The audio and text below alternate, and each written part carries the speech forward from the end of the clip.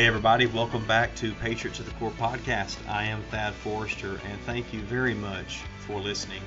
And for any of those of you who have stumbled upon it, please hang in there and listen. I know there's a lot of podcasts to pick from, thousands, and so thank you for at least choosing mine, whether intentionally or accidentally.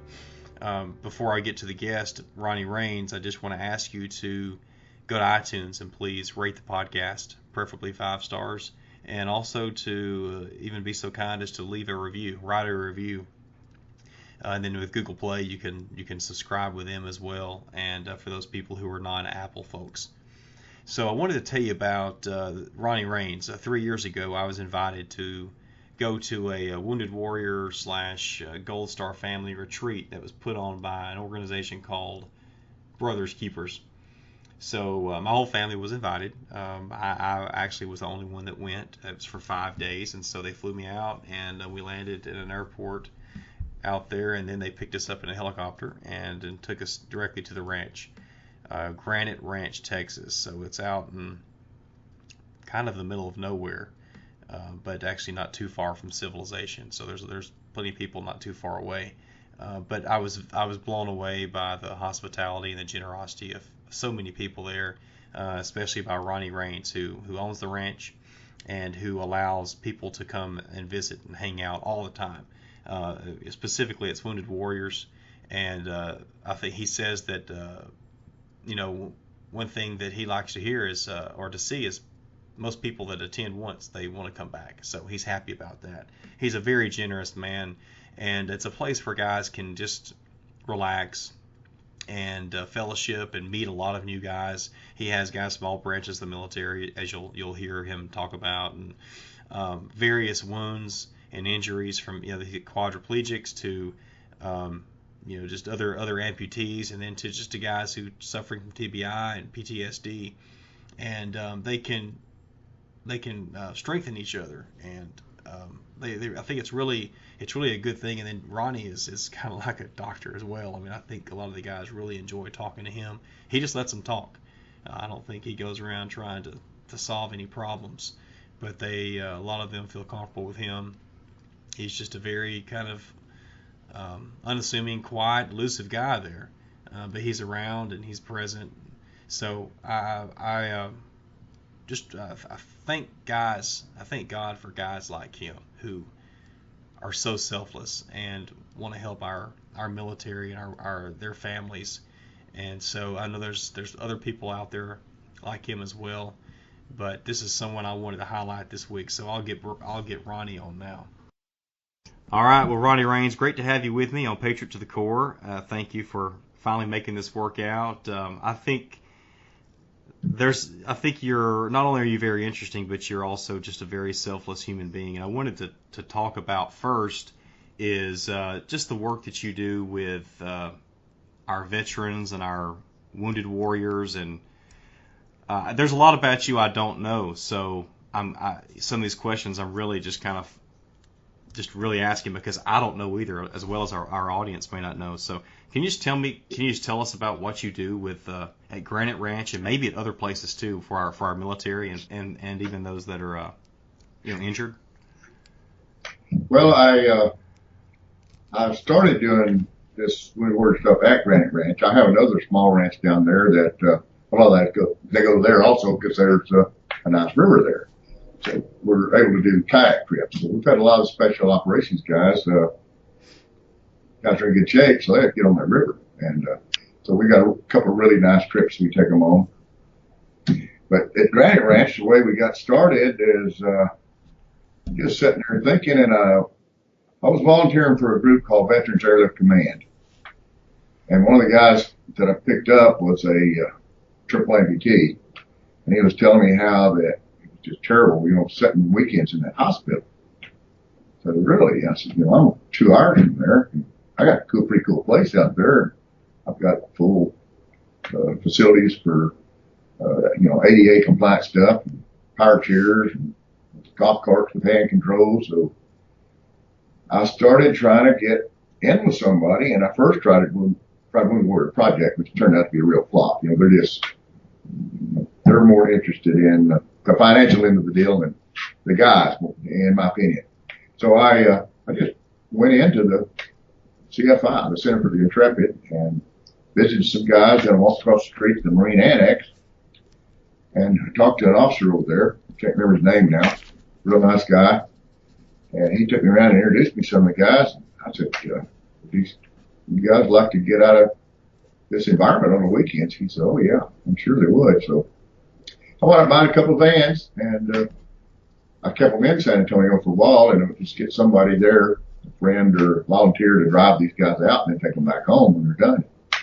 Worked out pretty good. And the guys just kept coming and kept coming. And then when I met some of the guys that you're familiar with, they had actually served with some of these guys. So I said, hey, and the first guy was Gino. I'm pretty sure you know Gino, the big pilot. And when I brought Gino out, Gino was a little bit camera shy, and that's fine because we don't ever allow cameras. You know, let people come interview them. You know, if they want to set that up, that's fine, but I'm not going to do that for them. You know, it's not a photo op. It's a place for them to get away. And then Gino came back, and then he worked with a few Navy SEALs, so we started getting those guys, and some Green Berets and Delta guys. And of course, we got a pretty good network all over the country that come in, and got some next week, you know, and they just happened to call. They're coming through town. Want to know if they can hang out for a couple of days? I said, sure. One of them's A.J. Clark. You might know A.J.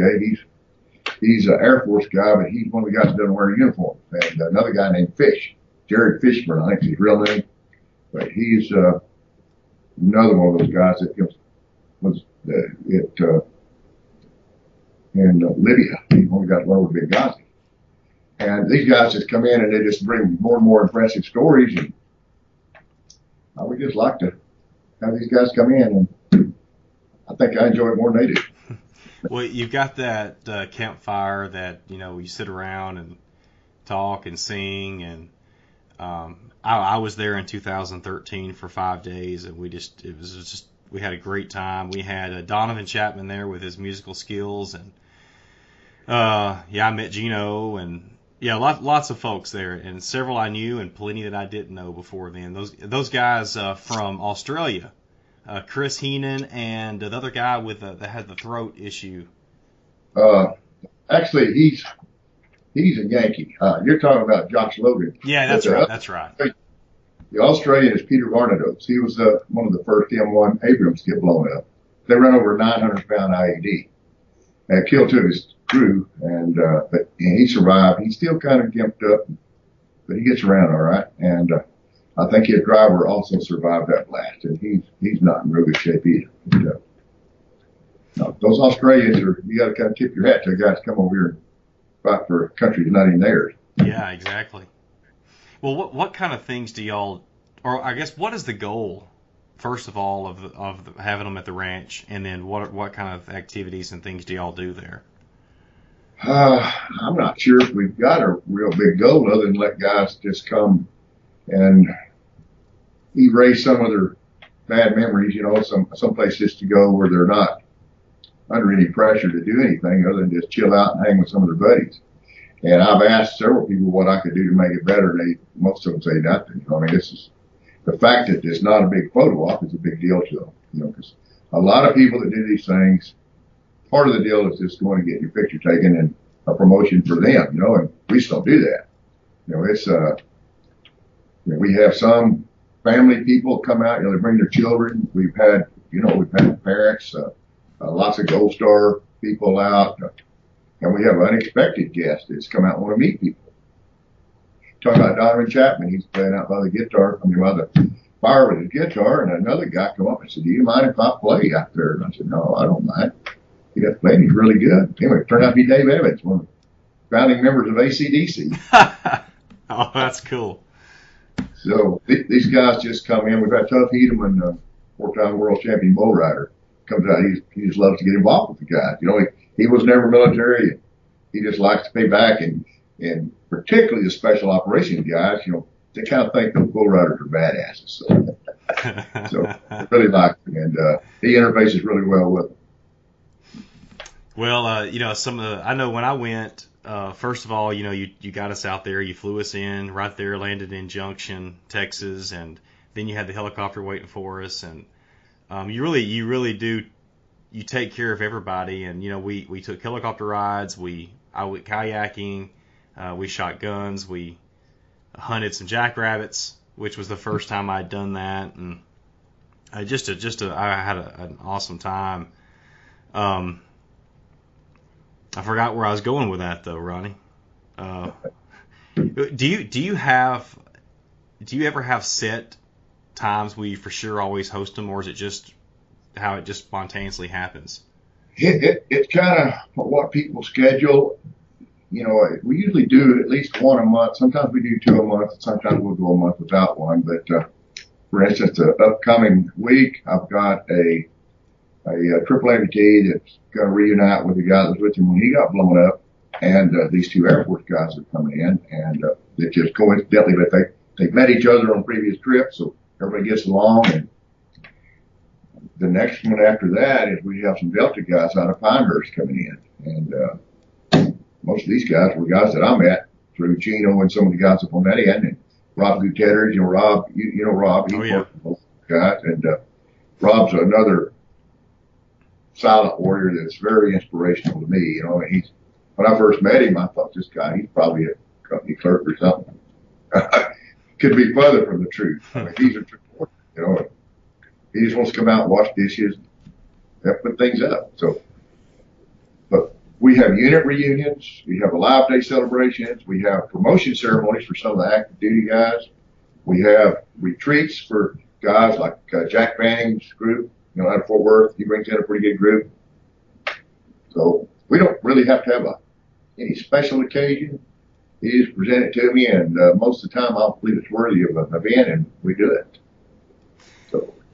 Yeah, I definitely. Rob is episode number 9 of Patriot to the Core, and so we had a great talk, and I already knew a lot about him, but if you ever get bored or ever have some downtime, listen to his episode. It was fantastic talking to him and hearing him, go into detail again about the battle where afterwards he was awarded the Air Force Cross, and talked about his time before when 9/11 happened and him out reading meters. And so yeah, he really is definitely a silent warrior there. Are you affiliated? Are you with Brothers Keepers? Jack Fanning's group out of Texas, out of Fort Worth. Is that something? Are you like a sponsor or a founding member? No, actually, I'm not. I just support those guys. We have their annual retreat at my place. We had one this year, and I stay in contact with Jack and try to get him down when he can, and I go see him when I'm in Fort Worth.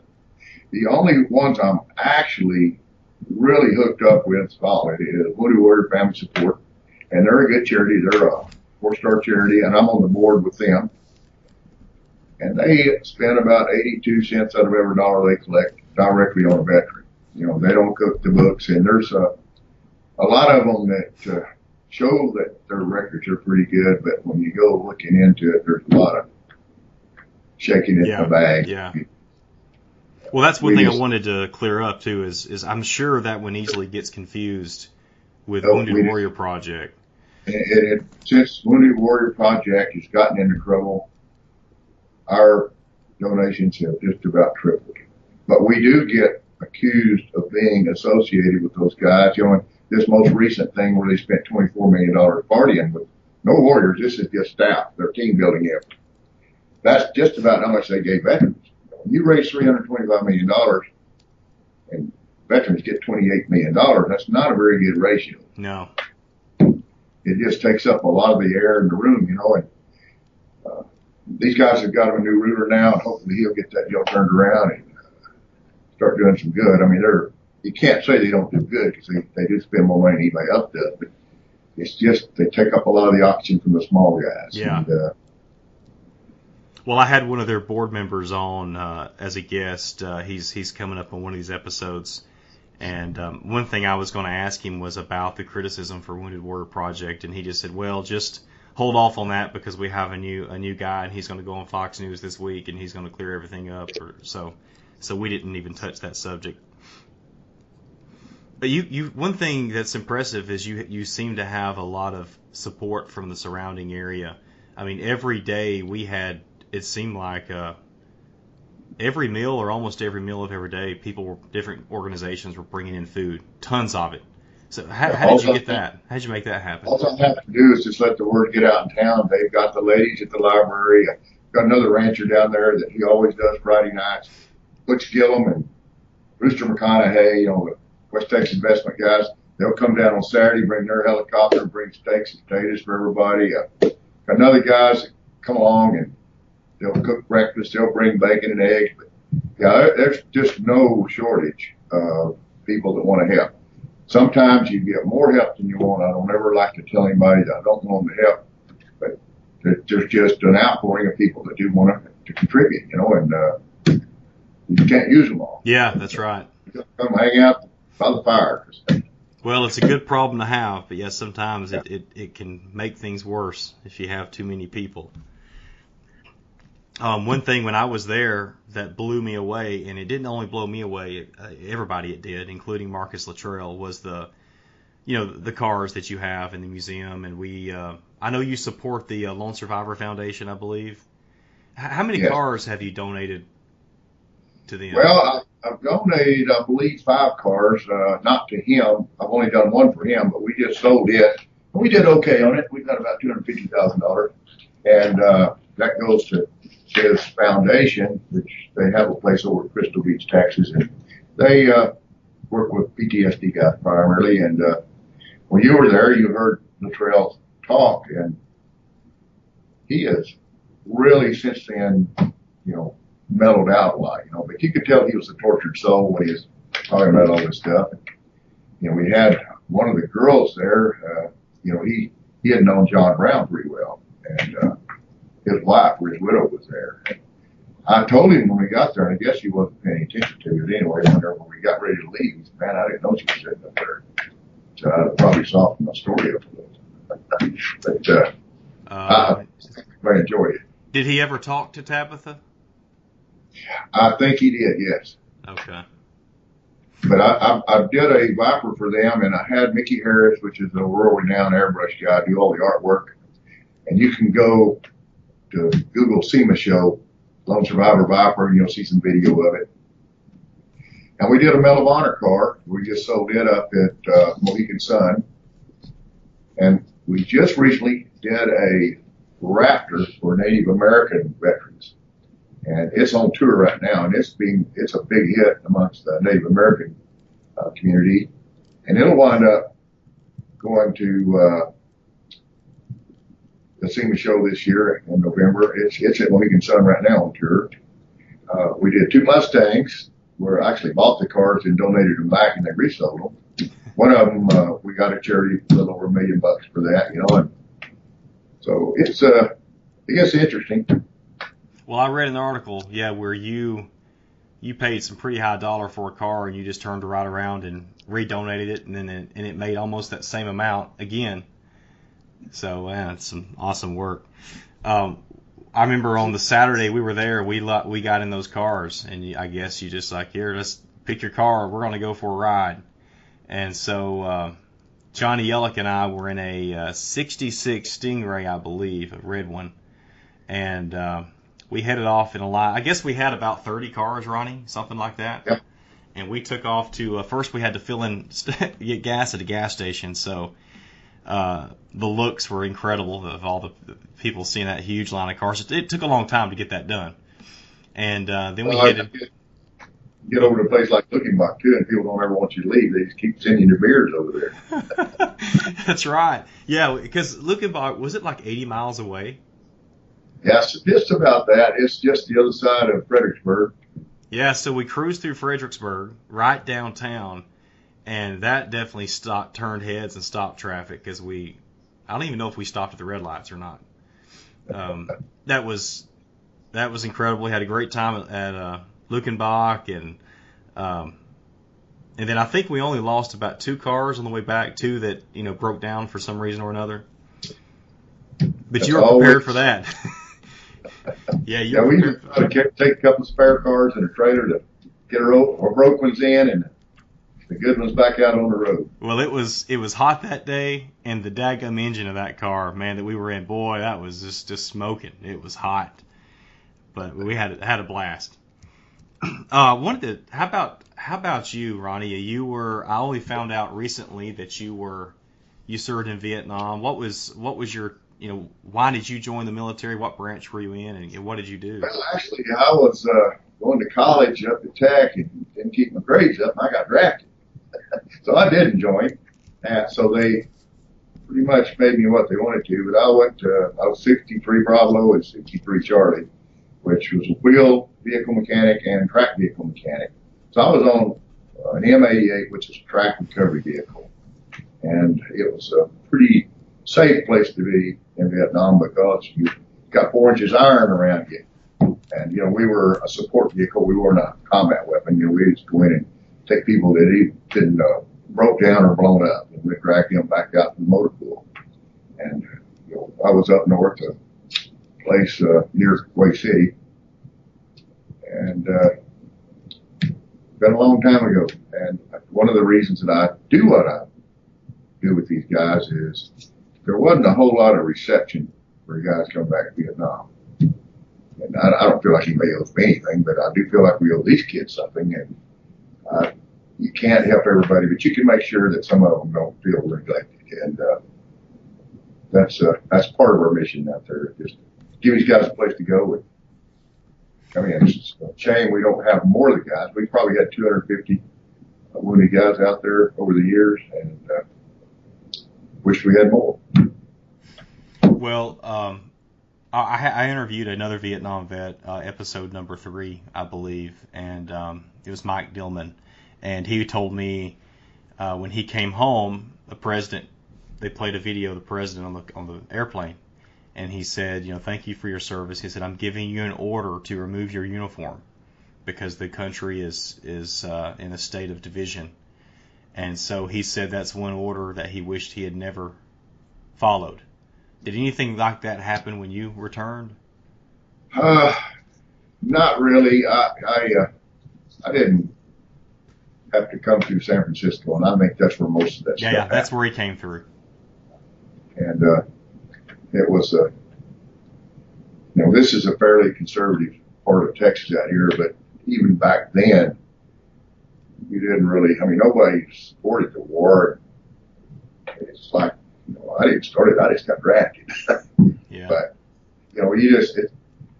it's easier not to talk about it than have to explain yourself all the time. But the long and short of it is, when they shoot at your buddies, you shoot back. It's just real simple. Did you have any struggles adjusting to life after you got home and got out? No, I really didn't. I didn't even tell my children anything about what I did until maybe 10 years ago. But I just went back to work. Something everybody had to do back then. War is not pretty under any circumstance, but we live in a town here of about 100,000 people. There's probably 21 guys in my high school, not all my class, but scattered across 6 or 7 years that are in the cemetery next door. And high school across town has even a larger number than that. They have one class, they lost 9 people out of it. We have 2 Hospice Medal Honor recipients buried here from Vietnam. There are 9 from Texas, so it's not like that's a very common occurrence.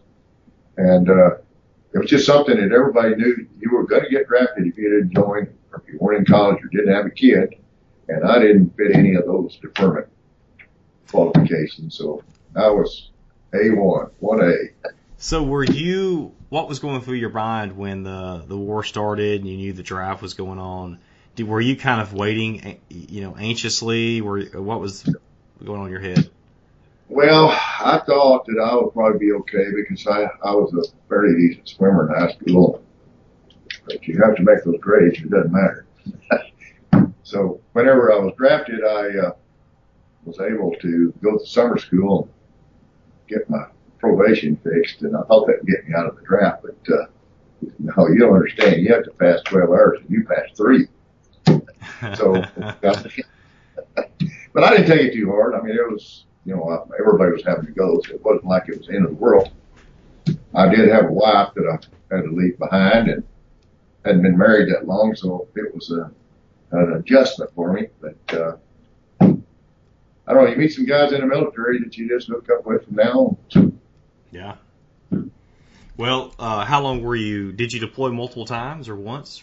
No, just once. And back then, if you got drafted, you were drafted for 24 months. You had 24 months active reserve and 24 inactive reserve. And just luckily, the time that I got out in July of 71. I was supposed to get out in September. They were starting the all-volunteer Army. And they gave you an opportunity to extend your service and get this retroactive pay raise, which was a pretty good raise. But I wasn't a soldier. I wanted out. I mean, I was a good soldier when I was in there, but that wasn't my call, and I wanted out. And so I told them that I wasn't going to extend. They said, all right, we're going to let you out early. And I said, thank you, sir. Well, how did your wife take that? She actually was kind of heartbroken. I wound up having my oldest son born in Europe just before I got out, and because she came over there to stay with me after I came back from Vietnam, and it was not bad duty. And it's like they never got a birth certificate for the kid, naturalized citizen like that. And it just took a while to get him a birth certificate. We got back, but we wound up getting it. Like Henry Kissinger signed it. Well, what about? Let's go backwards again, because what was your life like growing up? Because I'm told that you didn't grow up with anything. Well, I'm from Mississippi. My dad was in World War II and the Korean War, and he was a Navy guy. And so about the time the Korean War got out is when we left Mississippi, which is in the early 50s. And we came to West Texas around 53 or 4. And he was an engineer for a radio station. And later on went to work for a television station.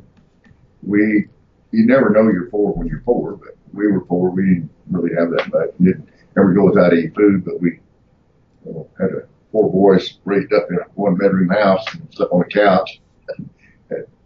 Everybody did that in that area, so it wasn't like we were freaks or anything. So after I got out of the service, it motivated me a little bit because I was a bit of a slacker before that.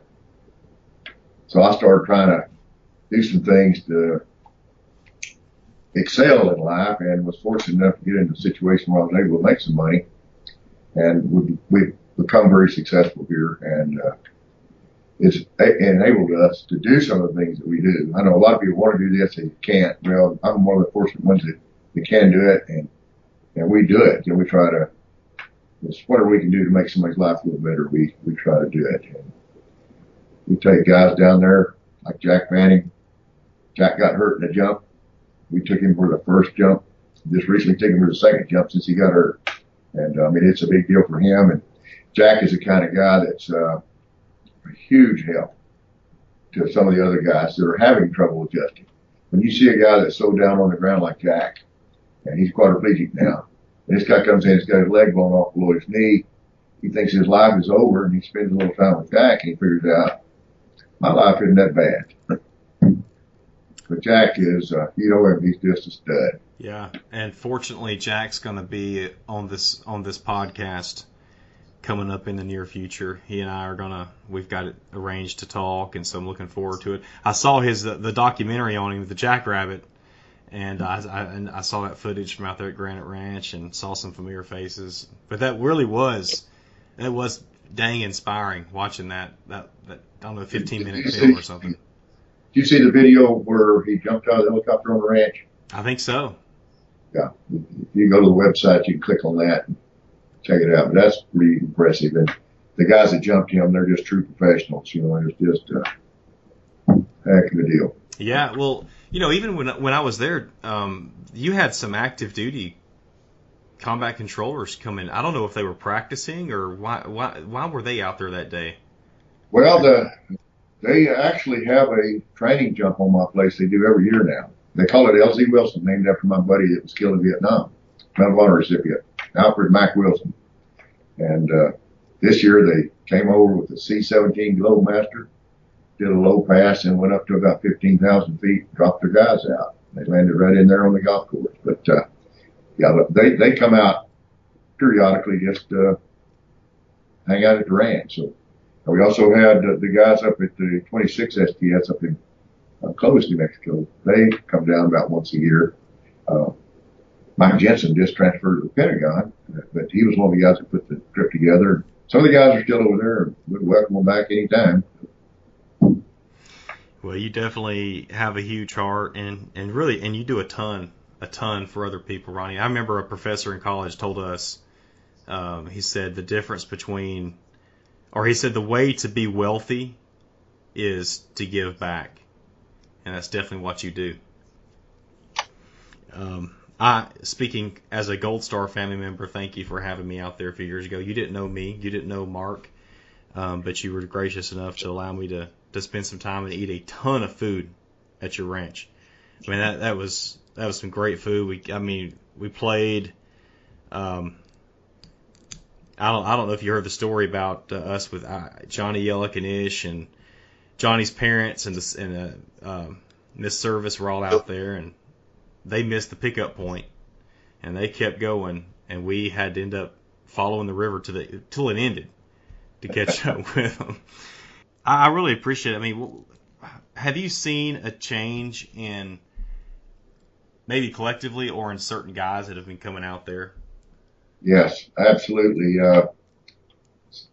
We've had some guys that, I mean, they're just almost like they suspect somebody's up to something, and they come out and meet these guys, and they're just regular guys just like they are.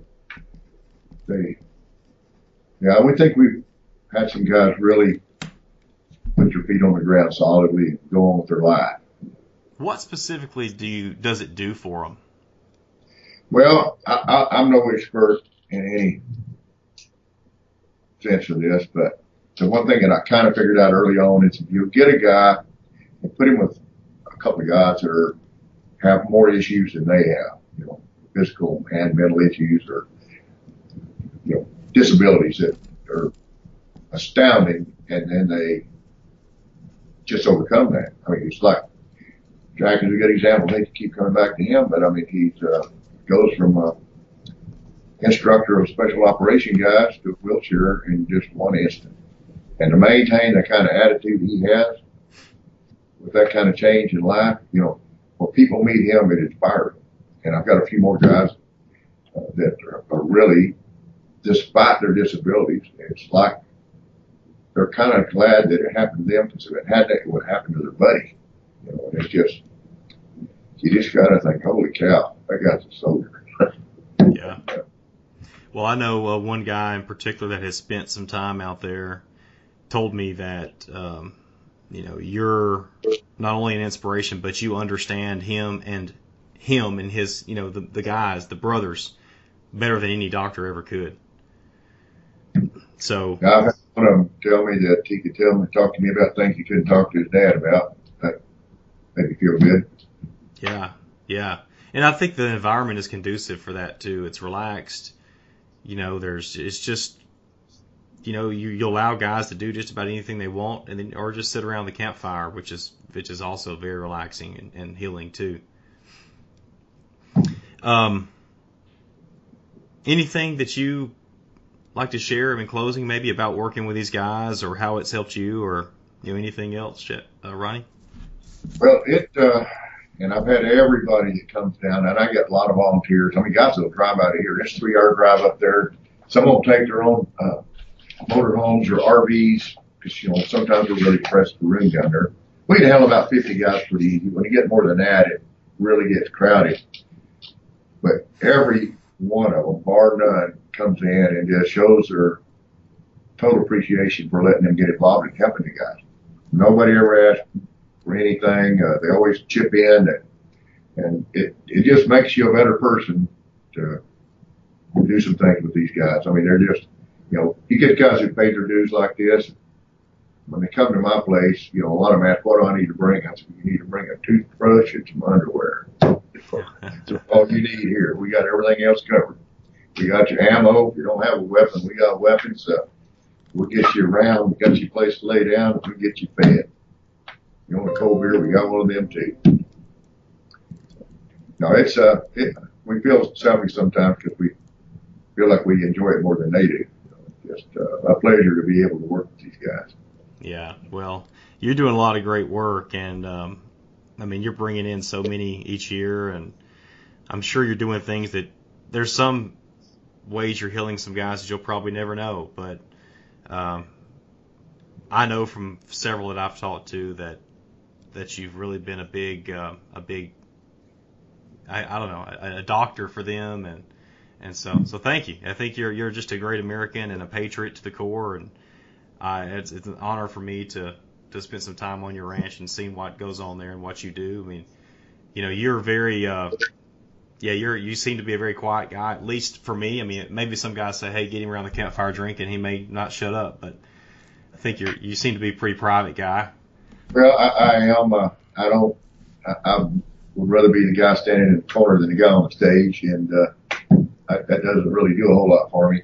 I've been invited on a few things that I feel uncomfortable about. I just it's about the guys. It's not about me. So the focus on what we do is for the guys that come out, and it's for their healing and their enjoyment, just getting their feet on the ground and enjoying life. Well, you're kind of in a unique situation where you can help kind of larger numbers of people at one time. But what would you say for everybody, for the average American, or many other people listening? What's the best way that we can get involved and help support our military? Well, of course, I'm a firm believer in shaking their hand and thanking them for their service. And give them a pat on the back for what they do. I don't care what your politics are. These guys they're doing the heavy lifting for us, and they don't ask you if you're a Democrat or Republican. They're going to go no matter what. They're asked to do their job. And most people don't have a lot of money to give. And right out here in the oil patch, it's even dried up a little bit more, but we're fortunate enough to still be a little bit busy out here. And we're going to continue doing this as long as we can afford it, and like I said, we're bringing in a lot of active duty guys now that are special operations group, particularly, that are still doing the heavy lifting. Read about them in a paper or anything, but they're over there doing things right now. And when they come back here, we got a place for them to go hide. Don't worry about anything. Yeah, I mean, what are your future plans? Is there anything different on the horizon, or is it the same old? Which is good. Well, we're changing a little bit because I'm getting some other guys involved.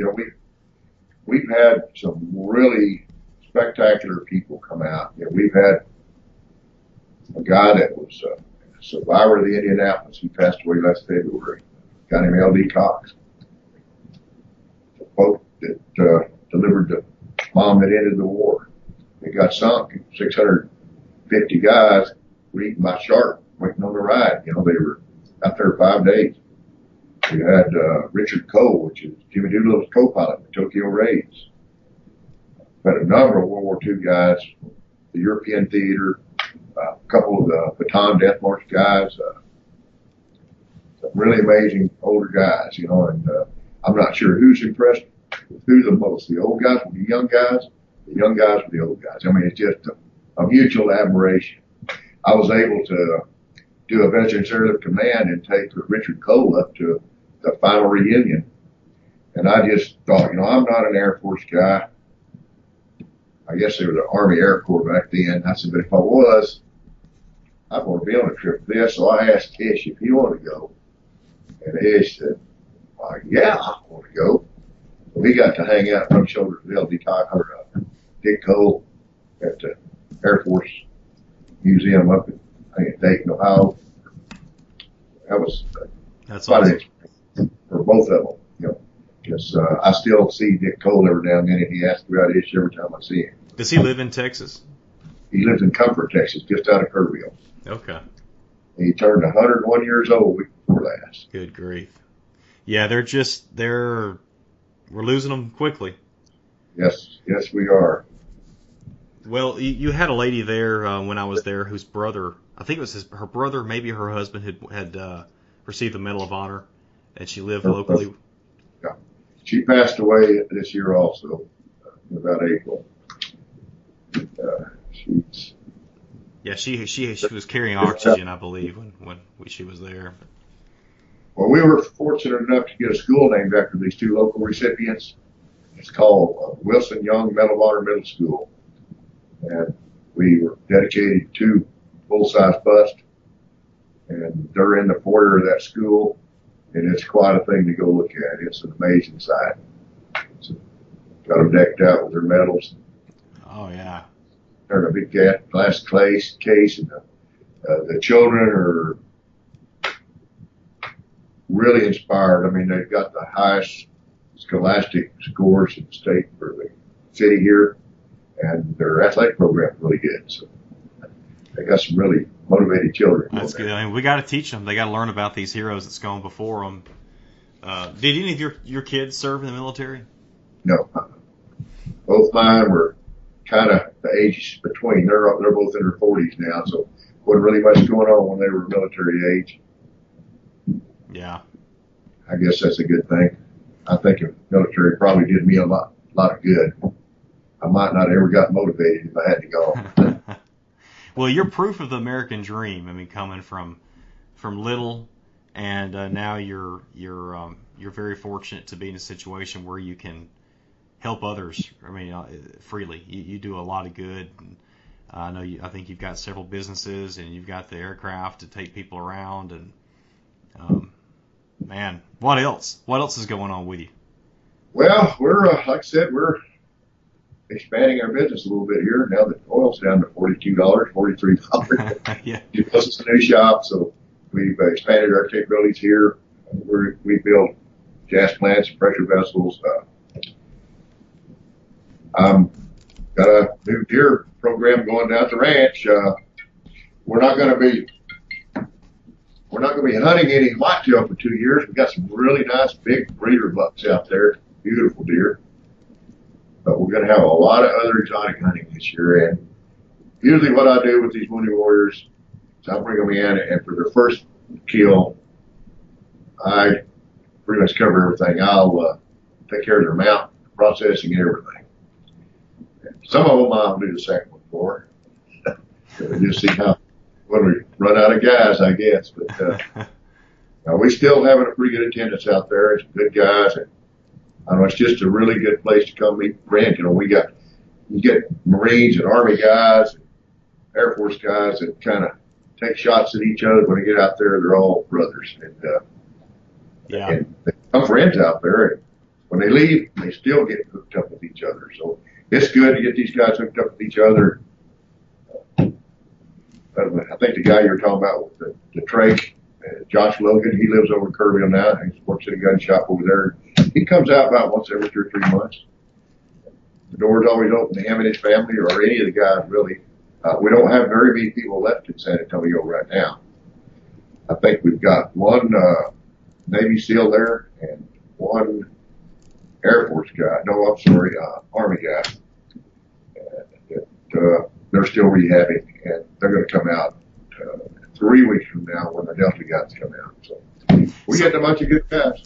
So if somebody right now came to you and said, I want to join the military, I want to do special operations, what would you tell them to pursue? Well, I mean, I've got guys in all the branches of special operations. Shoot me. This guy here is one of my buddies. He's a Vietnam veteran, Medal of Honor recipient, a guy named Mike Thornton, lives up in the Dallas area. If I didn't say a Navy SEAL, he'd shoot me. Of course, Ish and Rob will shoot me if I don't say Air Force. And my Green Beret and Delta guys. I don't know. I just let your conscience be your guide. They're all great for America. They are. We need them all.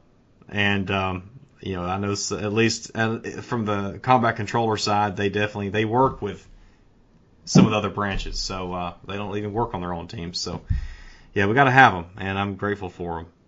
Thanks for helping them heal. And thanks for letting me kind of be a small part of it. it was an honor for me to meet you and to meet so many other heroes there that weekend. Well, I'm flattered to be included on this, and you and your family are always welcome back out. Thank you.